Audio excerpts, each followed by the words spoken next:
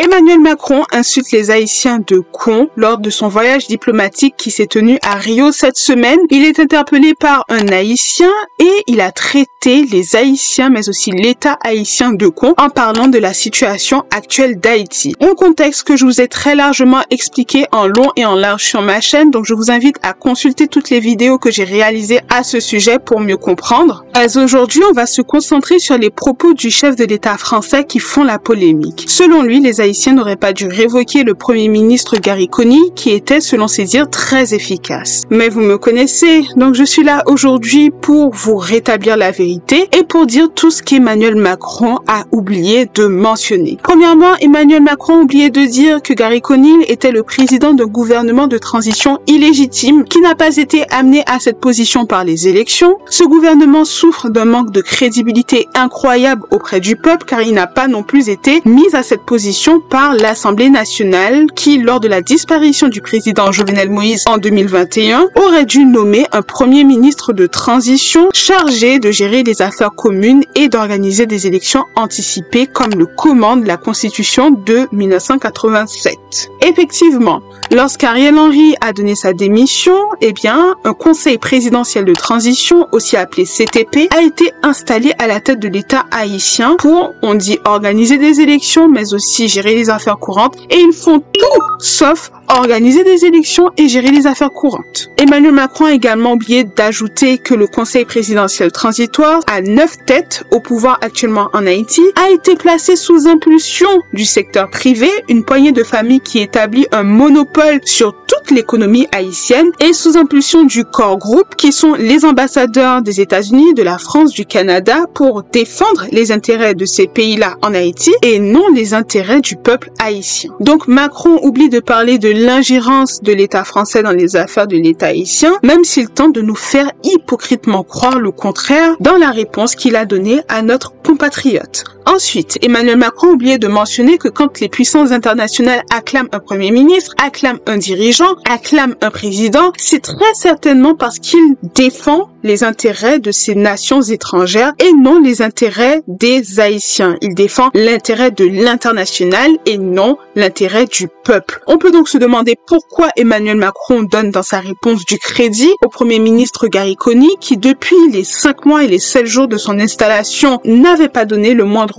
plan concret pour résoudre le problème de la violence en Haïti ou la moindre proposition en vue d'organiser des élections. D'ailleurs, Emmanuel Macron a oublié de parler de la responsabilité de l'État français dans la situation économique d'Haïti. Il a oublié de dire que l'État français est très fortement responsable de l'appauvrissement d'Haïti quand en 1825, soit 21 années après que les Haïtiens se soient battus contre les armées napoléoniennes pour obtenir leur liberté et leur indépendance et qu'ils aient gagné, le roi Charles X envoie un navire de guerre jeter l'ancre dans le port de Port-au-Prince. À bord de ce navire avait embarqué un émissaire du roi chargé de rencontrer les autorités haïtiennes, c'est-à-dire Jean-Pierre Boyer, le président d'Haïti à ce moment-là. Un ultimatum est lancé aux autorités haïtiennes, alors victimes de boycott international orchestré par l'État français et mis au banc des nations dans le concert international des nations. L'ultimatum est le suivant: il faut payer une indemnité aux anciens esclavagistes ou assumer une guerre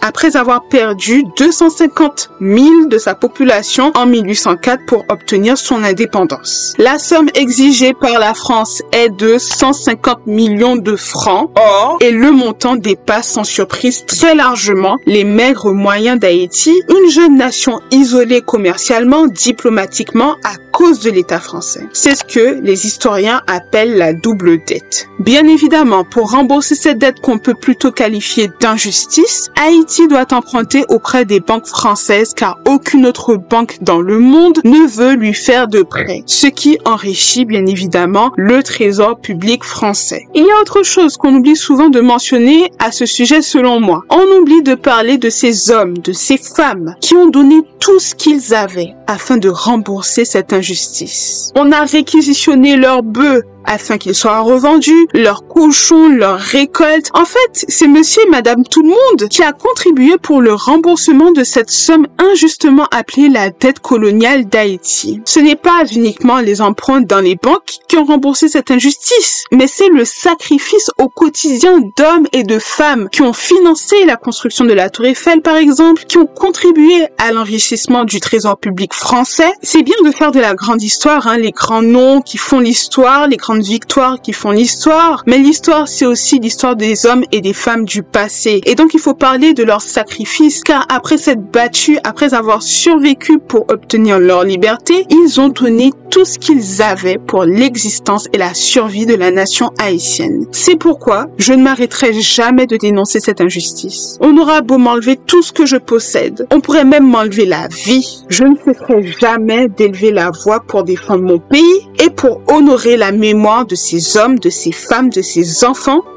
qui ont tout sacrifié pour que l'on soit aujourd'hui. Au lieu que cet effort économique et les moyens de l'État haïtien à l'époque contribuent à son développement, ils ont contribué à l'enrichissement économique de la France. Cela peut expliquer en partie pourquoi nous avons pris du retard dans notre développement. Enfin, Emmanuel Macron oublie volontairement de dire qu'en 1880, quand la Banque nationale d'Haïti est créée, c'est en réalité la France qui la contrôle. En effet, le conseil d'administration de la Banque nationale d'Haïti est basé à Paris. Elle est fondée par une banque française, le Crédit industriel et commercial ou CIC, qui génère des profits faramineux pour ses actionnaires en France. En réalité, le CIC contrôle le trésor public d'Haïti car le gouvernement ne peut ni déposer ni retirer de fonds sans verser des commissions. En soi, à cette époque-là, c'est toute l'économie d'Haïti qui est entre les mains de la France. Alors dites-moi comment on peut mener à bien une politique de développement dans un pays quand on n'est pas maître de ses finances. Emmanuel Macron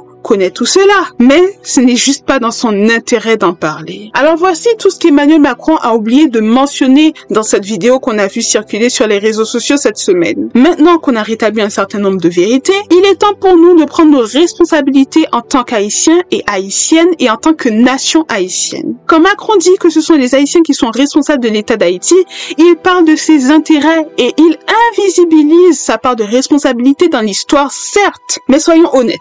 Et je ne m'en cacherai jamais sur cette chaîne. Le problème d'Haïti est aussi d'ordre politique et il est aussi interne. Nos politiciens, c'est-à-dire ceux qui nous dirigent, ont trahi la vision de Jean-Jacques Dessalines pour Haïti.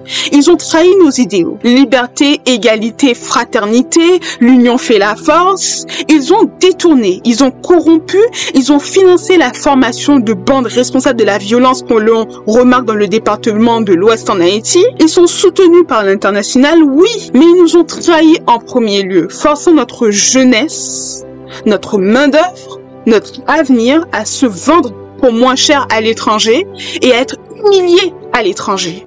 Ce sont nos politiciens qui ont laissé se former une oligarchie économique devant nos yeux, qui aujourd'hui travaillent main dans la main avec l'international pour piller Haïti de ses richesses. Il faut combattre cette élite, qu'elle soit politique, économique, la combattre politiquement afin de reprendre notre souveraineté.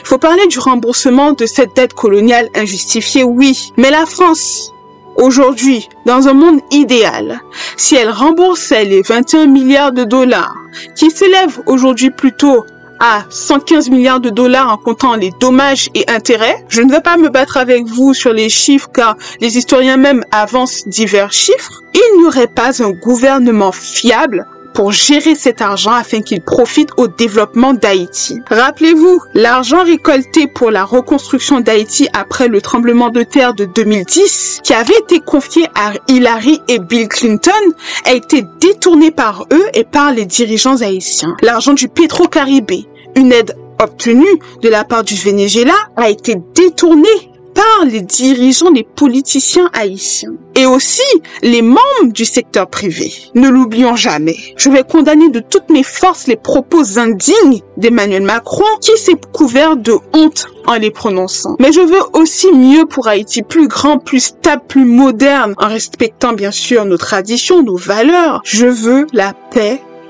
pour un peuple qu'on a traumatisé et qui a tant souffert. Et pour ça, il faut qu'on prenne nos responsabilités. Les bandes qui sèment la terreur en Haïti, je l'ai déjà dit dans plusieurs de mes autres vidéos, sont les derniers intermédiaires de la chaîne de la violence. Ceux qui font le plus de mal à Haïti, c'est cette élite politique, ces juges corrompus, cette police corrompue, cette oligarchie économique qui établit un monopole sur cette économie haïtienne. C'est-à-dire Dimitri Vorbe, Gilbert Bidjo, Charles Becker, Réginald Boulos, Shérif Abdallah, Grégory Mevs, Reynold Dibs, Grégory Brandt, Andy Apped, Karl Braun, Marc-Antoine Accra, Richard Coles, Frank M, Mabao, tout non yo. Vous savez que je suis pacifique. Vous savez que pour moi, le combat doit être mené de façon pacifique et que je ne soutiendrai jamais la violence. Si on doit avoir des ennemis,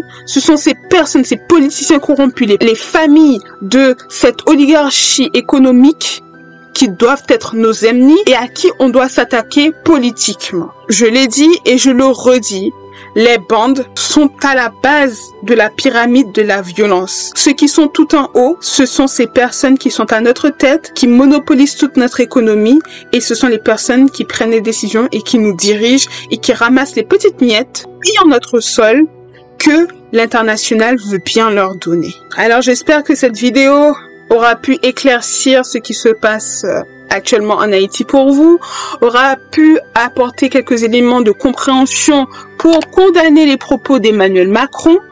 N'hésitez pas à vous abonner si c'est la première fois que vous tombez sur cette vidéo. Il faut absolument activer la petite cloche des notifications pour être informé à chaque fois que je poste une nouvelle vidéo. Suivez-moi sur les réseaux, Sephora.Dreams, Facebook, Instagram, TikTok. Et puis je pense que c'est tout.